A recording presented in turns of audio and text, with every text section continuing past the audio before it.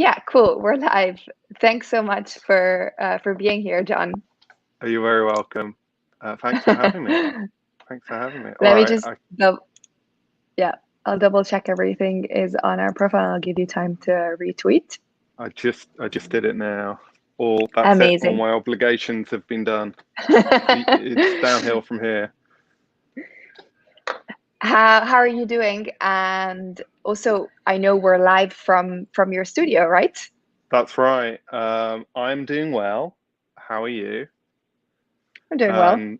Good. Yeah, I'm in my studio in Greenpoint in Brooklyn. So I've been working Nice. for a change and making stuff and doing things. And yeah, and I'm sat at my desk, but look, I can move around. It's a Yeah, 360-degree view.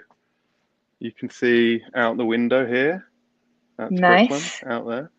And what else we got? Some plants behind me.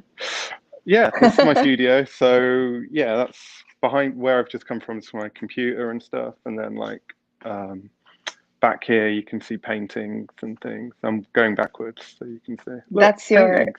the Is that the Uncut Gummies, the latest Well, NFT drop? yeah, I guess it's a relation. It's a relation of them. It's a continuation of the gummy line. Nice. They have spawned new gummies, and new species are getting discovered every day. So Nice. yeah, I like yeah. that. So it's a big gummy. I don't know. Yeah, whoa, it's a big one. There are some. So So much there. color. That's Yeah, amazing. yeah. All the colors. All the colors. Yeah. Yeah, actually, like my I kind of wanna start like exactly with that, and just how it's all started for you. Like how did your, let's say, career as an artist start? Well, I'm from the UK. You might have guessed from my voice. I studied art. I've studied fine art in Nottingham in the end of the 90s and the early 2000s. So I graduated in 2001, which is a long time ago now. Very old and frail. And I don't know. When does your art career start? When you sell something? When you make something? When you graduate? When you just say that you're an artist? I don't know. But I did different jobs and part-time things to sort of pay the rent, and then I was like painting and drawing all the time outside of that. And then I started to get some work. I started to get some commercial work. I did some record covers. My first one was for Charles Webster. That was really cool. Seeing, a vinyl cover in the shops with a painting of mine on, and stuff like that. And slowly things started to gain some momentum, and I started to do more and more works. And that allowed me not to have a job Hmm. and focus just on making my art, and also sometimes licensing it, sometimes doing commercial projects. And I think that's kind of continued for like 20 odd years. And that's what I kind of do. I kind of bounce around different things. And so I've not had a proper job since then. And yeah, I'm That's just funny sort you say you didn't have a proper job. of, As yeah, if, well, I mean, you know what I being mean an though. artist, I Like, guess, is a job, right? it is a job. It's a job you create for yourself, and sometimes you kind of forget that, and then sometimes the reality of that falls on your shoulders, and you're like, "Oh no!" Because um, for me, I'm completely on my own. I don't have a team or anything, so I'm doing everything Mhm. on my own. So I'm creating all the work on my own. Great, that's how I prefer to do it. But all the back end of that kind of stuff, all the financial stuff, all the taxes, all the emailing clients, meetings, Zooms, all that stuff I'm also doing. One that allows me like complete control, but then it's also exhausting, and sometimes you wish, I wish, you know, Yeah. someone else could do And that for me. did you decide, like, did you move to the US, like, specifically, to kind of like start your career in art, or why New York? Not really. I moved here 10 years ago, and I had 10 pretty successful years in the UK, and I decided I didn't want to repeat those 10 years. Um, Hmm. so I'd been coming to New York for exhibitions and staying for the summer and that kind of thing and making friends. And I really liked the energy here. And I didn't understand. Everyone said like New York's full of rude people, obnoxious people, but I felt right at home. I was like, yeah, these are my people. So, which probably says something about me. But yeah, I just liked it, and I thought I don't want to repeat the last 10 years. I've done that. It's been kind of comfortable, and I don't think it's good for an artist to be completely comfortable. Like, interesting things happen when there's a bit of friction or there's a little bit of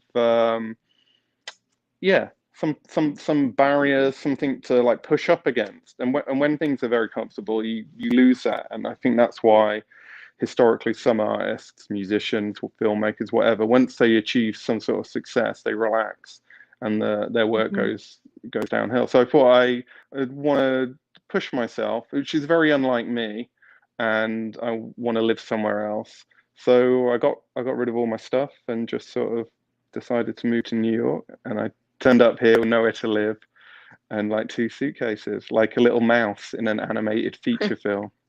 And I found my way. Yeah. Nice. And when you say, you said you don't like to get comfortable, and that's, where you grow, which is very, Mm. very interesting. I think that's very true. Where do you not get comfortable? Like, how do you realize when you're comfortable and when you need to push yourself?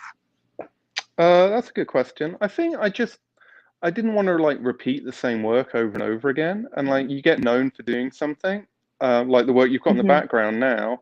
Like I was making a lot of work like that. I really liked that work, but it was kind of like what all people, all anyone would ask of me.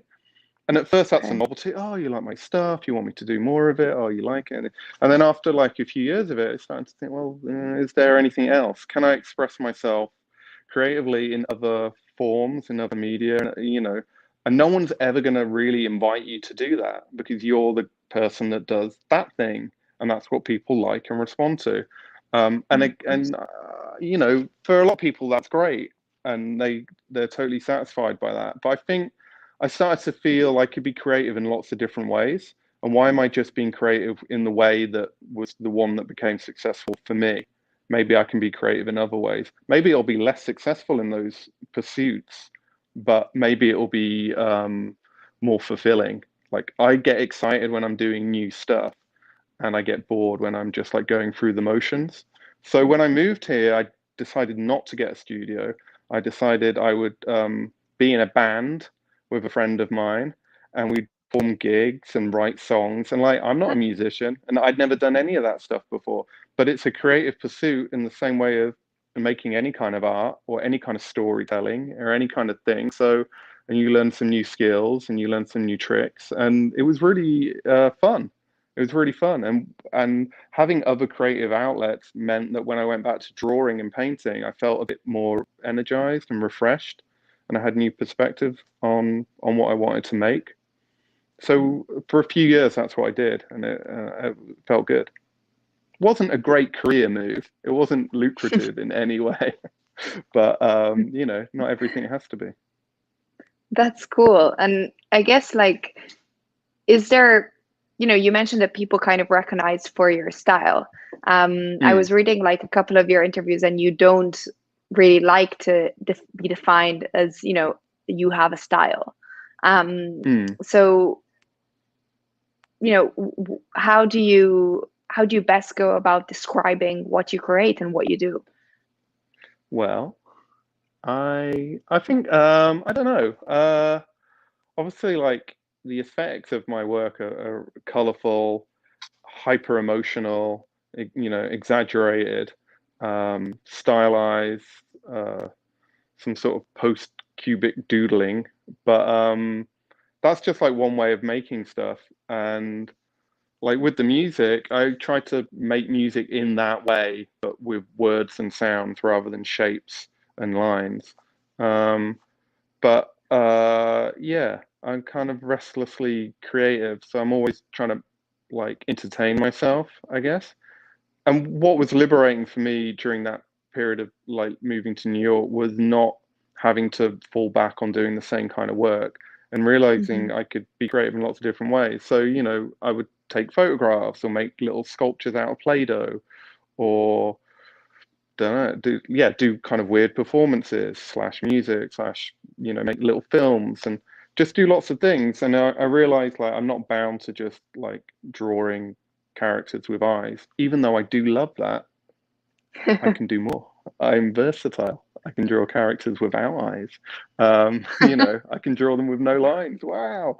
So I don't know. Maybe it sounds kind of obvious, but until you start playing around with that, you don't realize it. And then suddenly you have all these new skills, and then you know you don't know when you're going to use them, but they're in your arsenal. And then opportunities come along, and you go, oh yeah, I can make a video. I know how to do animation Yeah. now, or I could do a sculpture or whatever it might be. Yeah. Yeah, and like, you know, when I see your creations, like immediately they make me smile. All right. It's kind of like it's like a happy feeling, you know, like that's, you know, there's colors, there's eyes, there's smiley faces, there's Sure. lots of different like types of animals. Is that what you want to like you know, put across, or is it just like Uh, random things that make you smile maybe? um, it's funny because I'm not really. I mean, I'm smiling now, but I'm not.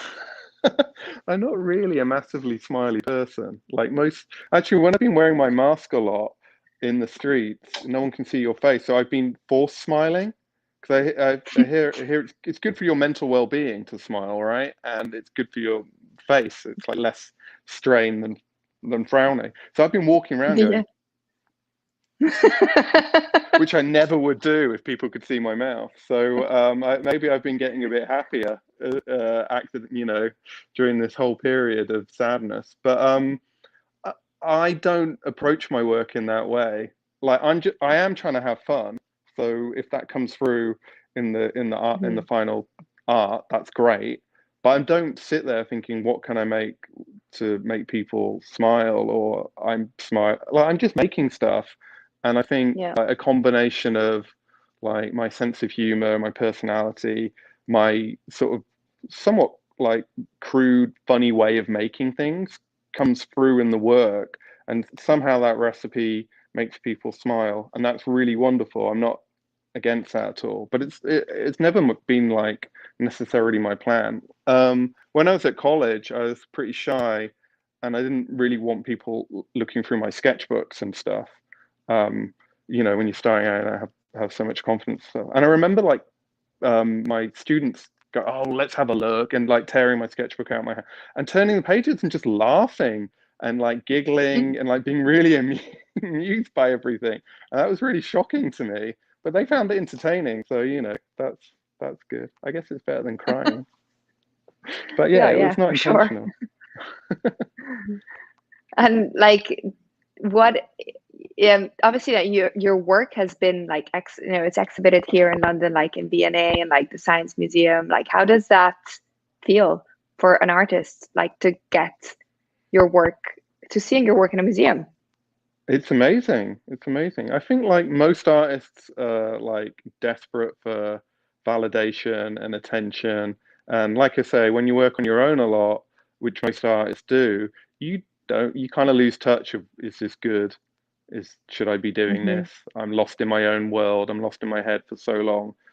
So whether it's a museum or just someone liking what you do online, that can be a big deal. You can feel really good. Someone that you respect leaves a comment like, "Oh, nice painting." You're like, "Oh, wow, great. I'm on the right path." So all those kind of things are really valuable. Obviously, showing your work somewhere that your parents have heard of is huge. You know, then they suddenly kind of respect what you do for once. So that kind of thing is useful. Yeah, no, it's really good. And you kind of, for me anyway, I always feel a slightly out of body experience, and I get that if I see my work on a shelf in a store as an object, or like it doesn't feel like it's really me. Like oh, it's Yeah. that guy. I've heard of him.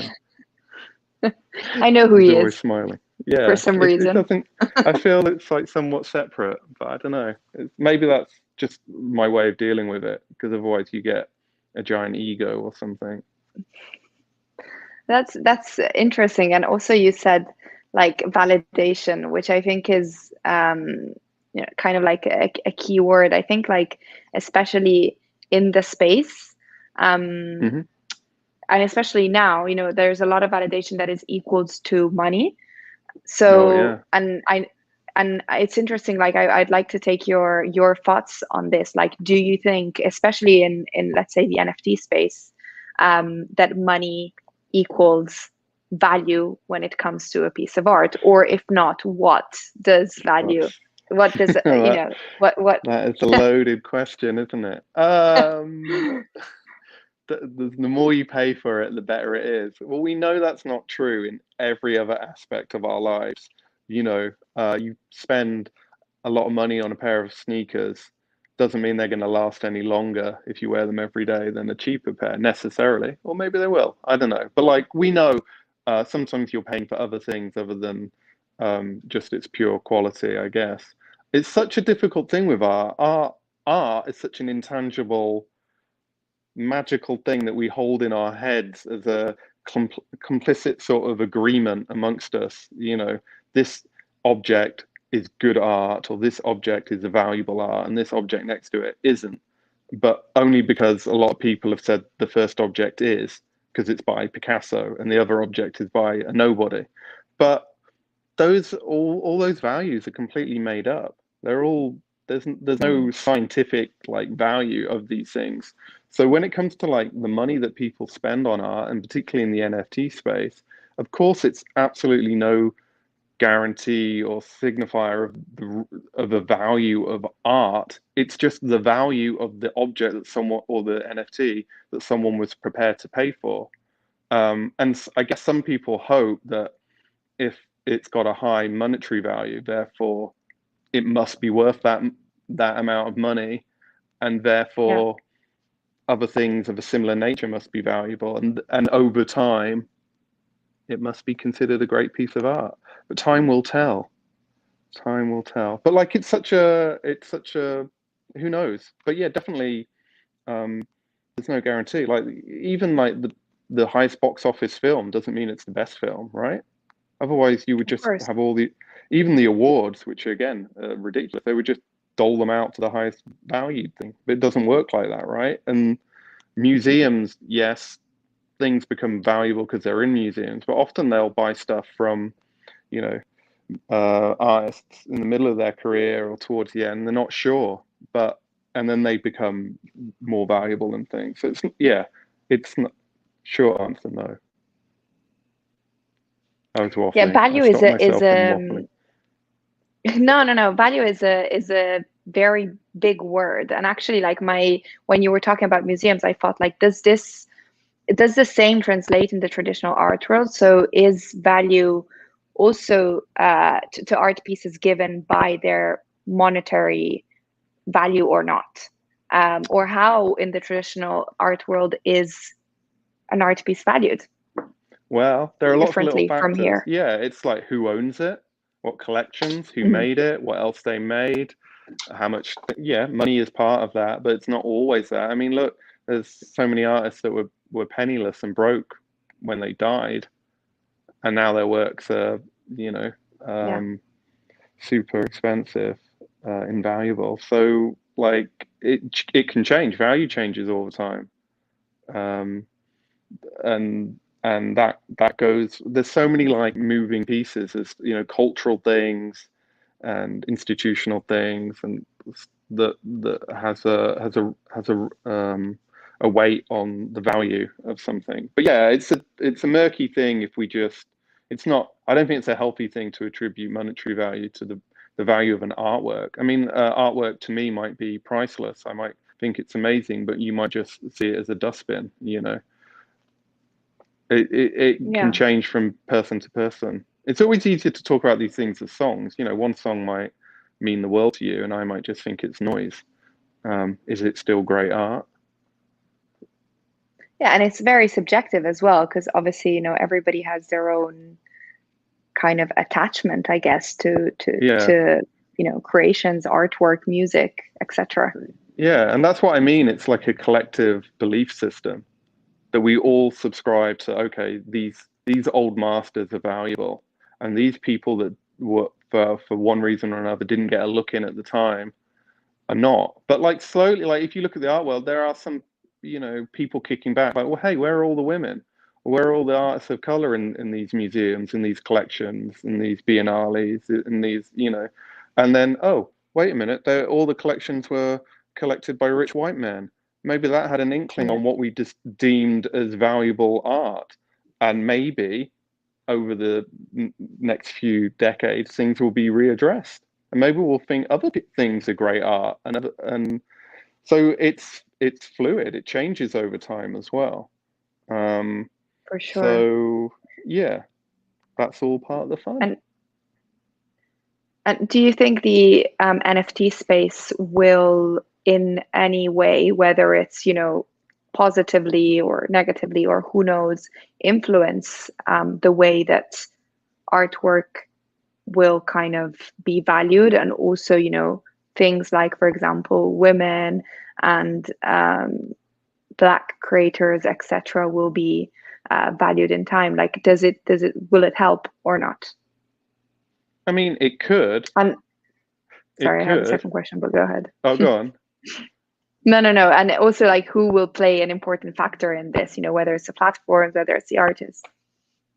Well, like the exciting thing about the NFT space is for a while, it was collectors who weren't the establishment were making an influence, and maybe still are a little, but the space has changed so much in the last few months, and we're seeing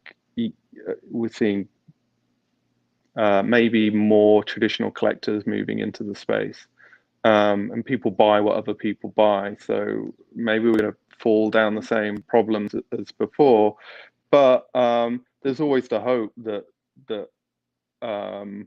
things will be more inclusive, that anyone can publish their art from anywhere, and it's not just in certain cities or certain collections or certain art fairs where works are being seen and purchased and exchanged. Benefits of all being connected on the internet, from anywhere in the world. So, like that's positive. Will it have, what was the first bit? Will it have a impact on? Yeah, well, like, who will play an important part in this? Is it the artists? Is it the platforms as well? Well, yeah, I think everyone will have an important role. The platforms hold a lot of trump cards at the moment, especially the ones that can say who can publish on there or not. But I think we're going to see, like we see more and more platforms all the time. What will Yeah. happen? I'm not sure. Like, will only a few remain? Will the big play? Will Google enter the market? Will there be a Facebook marketplace for NFTs? I wouldn't be surprised. And then what will happen? And who will be the Yeah. MySpace of the current platforms, etc. So I wouldn't, I don't have any insight onto that. But you can see that some will stay and some will go. That's inevitable. And I think the key word is marketplaces. These are marketplaces, maybe more than galleries or museums. And we're starting to see galleries and museums hold NFT exhibitions or things in parallel with their physical shows. And what will happen if we times that by 10 years? Will the same establishments, will we all be going to the MoMA NFT show on our phones more than a drop on one of the platforms right now? And then will it be the same powers that be that dictate these things? I think that's inevitable in a way. That will happen, but there are pockets of resistance and there are pockets of independent spaces which are just as accessible. If you know where they are, you can go online and see them. So I think there will be a healthy amount of new stuff, of independent stuff that anyone can access, and hopefully some of those things will reach out into the mainstream. I mean, you could argue that a lot of the artists who have become super successful in the NFT space already have come from sort of nothing in a mainstream way to being in newspapers, on TV newscasts and stuff. So it's already like proven you can enter the public consciousness in that way, which is exciting, right? Yeah, New for people. sure. Definitely, definitely. Actually, when I was listening to a Clubhouse talk the other day, and there was like Facebook and Spotify, like the big like CEOs, and I thought the same. I said, for sure, like these companies are looking into the space and are thinking about how they can come in. And then at the same time, like there's a lot of talking to like people in the NFT space that said, I'm so surprised that none of the like traditional art collectors, or the MoMA or the Tate of the traditional artwork aren't in it as well. And to me, like it's kind of an opportunity for people who are in the space to really build, because if they would come, then they maybe will things come. they will come for sure, but Yeah. things will start to change drastically. Definitely. Yeah, like yeah, I think the time, and like, it's a bit of a head start, so it's cool to see so many people making so much work. Like I'm really inspired by seeing that every day online, like people posting new stuff. That's really cool. But yeah, these giant juggernauts are getting ready to come, I feel. yeah, for sure. What do you think about curated platforms versus open platforms like, OpenSea and the likes? I mean, both have their benefits. I mean, it's great that if anyone has an idea, they can go online and just make it happen. That's really great. That's a great platform. And maybe as a buyer or a collector, you want to go to somewhere that's a bit more curated. I mean, that's kind of the role of galleries, right? And museums. Like we've surveyed a lot of stuff, and then like here's what we think is interesting of this movement or of this space or of this artist. And so there's a need for that. I mean, I get exhausted like scrolling through stuff because there's just so much of it. Um, yeah, I would say it would be even more interesting, even further curated, pages that within some of these platforms, they have a collector or they have someone that's interested in a certain type of art, and they pick 50 artists and say like, here's a moment in time of this Here's the like list. work, because that would be interesting because it is overwhelming. There's just so much stuff, and Yeah. when it's unfiltered, it's tough to go through. I'm not really someone that used to like going to the secondhand stores and like going through all the jackets, and like, oh, it's too exhausting for me. Like, just give me the best two and I'll pick. So I don't know, but people love to rummage, so there's. I think they're both valuable. There's value for them both, and yeah, maybe it would be even better to have like DJ selects, 10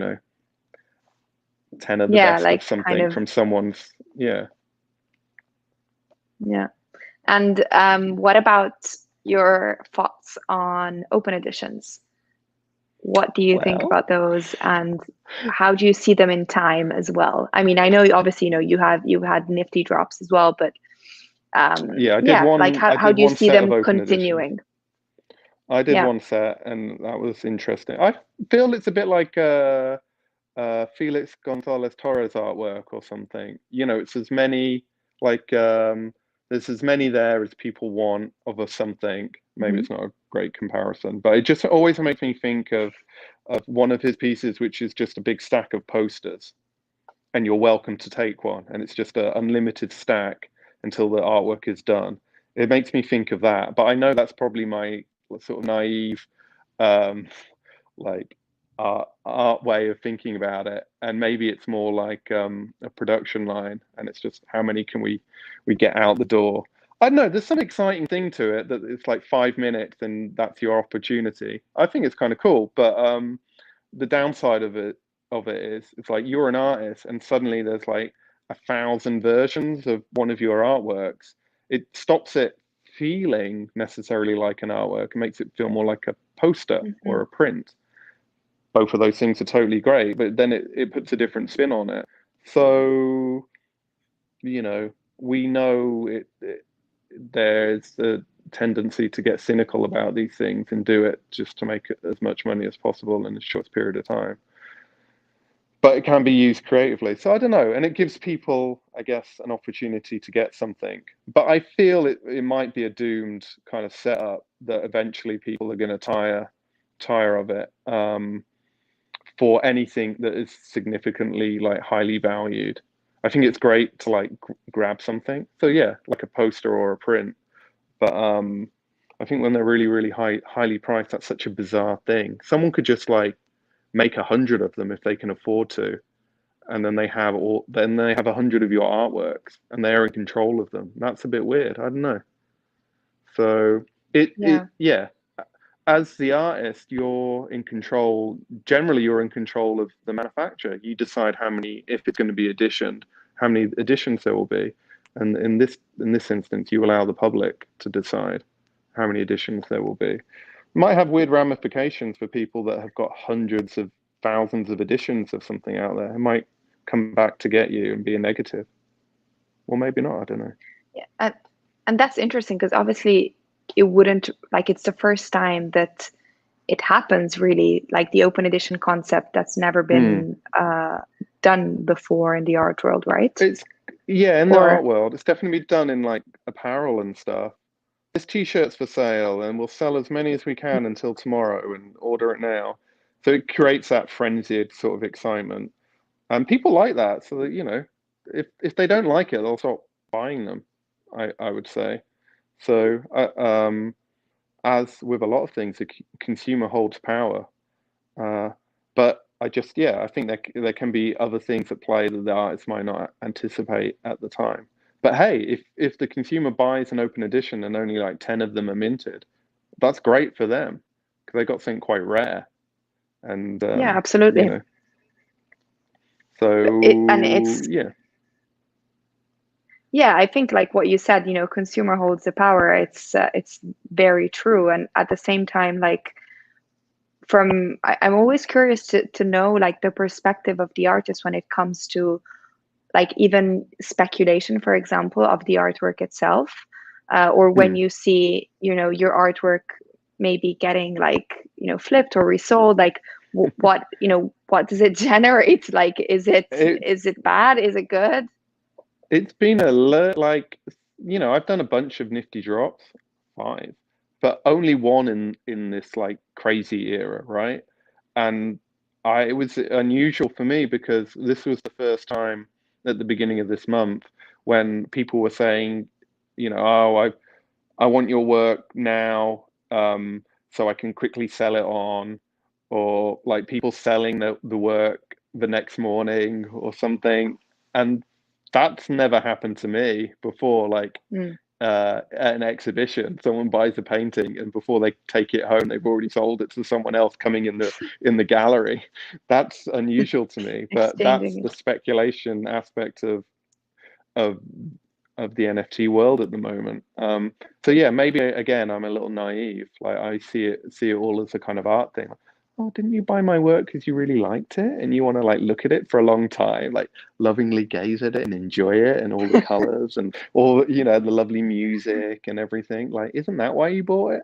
But hey, that's a little naive. And look, it happens in the real art world plenty. So why, you know, people are latch on to someone who's popular and they try and buy it all up so they can sell it to other people because it's popular. So I think actually my time in the NFT space has taught me a lot, or made me realize a lot of things about just the art world in general that I was perhaps naive to, or I didn't see because it was spread over, it was behind closed doors and it was over a longer period of time. And the NFT space is like a insane acceleration of that. It happens in an evening, it happens in a day. So, but it's not something that hasn't happened before. And yeah, that's interesting. The feeling isn't great. is my short answer to that. Like I'm not used to it, so it's like weird. And you said, you know, you've learned like a lot of things, like, you know, well, this obviously, like anything else that kind of like you've noticed from the NFT space that you think, oh, maybe that actually happened in the artwork, but I didn't really see it. Well, I mean, we know that certain people buy stuff to build up the equity of a certain artist or brand of artists, and then they sell it on or they hold it so they can control the quantity of something in the field, in the market. And yeah, you see that a lot, I think, in the NFT space. And there's Hmm. like strange things that, again, uh, I'm like, why you see some bidding for stuff? Because it's interesting because it's so transparent. Like, someone Yeah. has bid one, someone has bid two, and the next person bids 400. And you're like, what? But Yeah. why did they, like, there's some, so why did that happen? Why they really, really wanted it? Did they or not? Or is it something else? So there are some question marks for me over that. And I'm certain that happens at Christie's and other auction houses and in galleries all the time, right? Um, so yeah, that's those are the things I've been seeing. I don't know if you're aware of them. What do you think of those things? Yeah, I can agree. I think there's a lot of speculation for sure. I sometimes question how, like I asked you the question, how do artists feel when they see their artwork being like flipped the hour after? Like I'm not an artist myself, so I don't know what the feeling is like, but I can imagine it's not the best. Yeah. Because maybe, you're used to giving value to what you create, whether it's attachment or emotional value or time that you spent on it. So Mm. it might not be a positive kind of like I think you're outcome aware to it, though. but I think again, like, I think yeah. I think artists should be aware when they're entering this space. Like I'm aware that it was going to happen, so I wasn't shocked or really upset. It was just a bit strange. And the fact that you can see the auction prices and who's I knew I dropped that and like who's buying what and who traded it. It's a lot more transparent, so that's positive in a way because you get to see how markets work. And art is not unlike any other sort of commodity, right? That people are speculating and trading and buying. So um, maybe it's a little uncomfortable for a lot of artists, but that's the realities of getting in, rolling up your sleeves and getting involved in that space. It's going to happen. But that's you kind of know that going in. Yeah, for sure. And actually, talking, you mentioned Christie's and Sotheby's. Like, what obviously there's an upcoming like auction with Pack, with Sotheby's. Yeah, what's your take on that? Like, what's your thoughts? It's amazing for Pack. It's Yeah, I think it's great for digital art in a way, like regardless of who the artists Yeah, are necessarily. Like good luck to the artists. Look, all artists want to live off doing their art and making what they want. For me, even in the last couple of months, it's been like a strange emancipation of all the other things I would normally have had to have done. I can say no to because I'm making this art and there's a market for it and it's easier to do than shipping canvases and doing all that stuff. Um, but yeah, I think the main thing of the auctions is like, oh, it's amazing for digital art, like not art that's been digitized, but art that's been natively made and so, produced and exhibited and distributed digitally. That's huge because that's been overlooked or been difficult to uh, to trade to work with in the past, and now there's an outlet for that. So it helps legitimize all the other artists behind these guys that are doing similar things, and all the ones starting out. That it's an art form. Of course, there's no question of whether it's an art form or not, but for the masses and for the mainstream and for the art market in general, outside of NFTs, it's acknowledgement, and that's really important. yeah. I Are would you say. getting a lot of questions from like, friends and like people that are into traditional, art, saying, what are NFTs? The weekend after my my Nifty drop, I went to an outdoor barbecue with some friends, and I said to my wife, "Oh, I hope we don't have to talk about NFTs." Right, because I've been living it for a solid month up until like doing Yeah. the drop on Nifty Gateway, and like no one mentioned it, no one knew about it, no one cared. So my friends are completely oblivious, right? They're into other things a little bit more now, but at the beginning of the month, nothing. So that was kind of funny. The flip side of that is a lot of people I know who are also friends, but maybe not super close friends. I've been hearing from everyone. Yeah. I've only ever been popular once like this once before, which is when I moved to New York. When I first moved to New York, all of a sudden everyone's calling me up, John, I might come to New York for a few weeks, like in a month. Can I stay at your place? Like, hello? Did we ever hang out in the UK? So I was very popular for like a year or two when I first moved here, and it felt a bit like that. Suddenly, uh, people wanted to talk to me. People I used to work with that never used to call me back or reply to my emails and stuff. Suddenly they were emailing, "Yeah, can I grab a quick 5 minutes? I want to know a bit about these NFTs I've been hearing about and all this stuff." So after a while, I want to be helpful and stuff, but after a while it was just a bit much. So I've been a bit like, but yeah, I'm happy to help people. But yeah, a lot of questions, a lot of requests for invites, and can you introduce me to so and Yeah. so? Can I do that? And it makes me feel a bit bad because I'm like, well, I don't know, I can't really help you in that way. Like, I'm just one of many people doing this thing. So yeah. I don't know. I would say the art scene, the illustrators, designers, people I know like that have all been like intrigued by it and asking lots of questions, and some a bit suspicious, and I don't know, a whole bunch. But yeah, it made me very popular for a short while. So it's kind of fun. Kind of fun to feel like a popular guy for a moment. Thank you, NFTs. Yeah. Yeah, I think, yeah, thanks so much for this. Like, it was No worries. such a nice chat. Is there anything that is coming up for you, or anything that you're working on that you want to share? Yeah, I mean, oh, I don't know if I'm allowed to.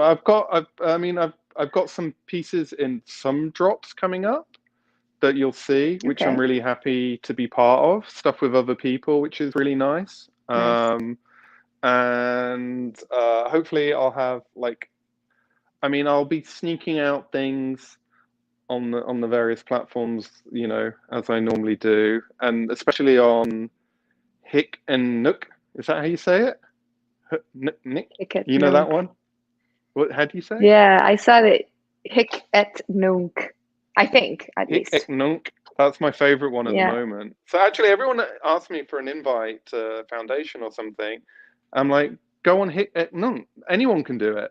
And while you're waiting for your invites or your approval on these other sites, give these guys a go because it's a really Yeah. great community, um, and there are other benefits to it as well. So I've got stuff on there, and hopefully, like another drop, like a organized drop in a little while, like another sort of gummy style. It might not be the same style of exactly thing, but like what I really love about the Nifty Gateway stuff is like you put together a body of work, so it feels like a little exhibition, which is more satisfying, Exhibition. I Yeah. think, than here's just one piece, and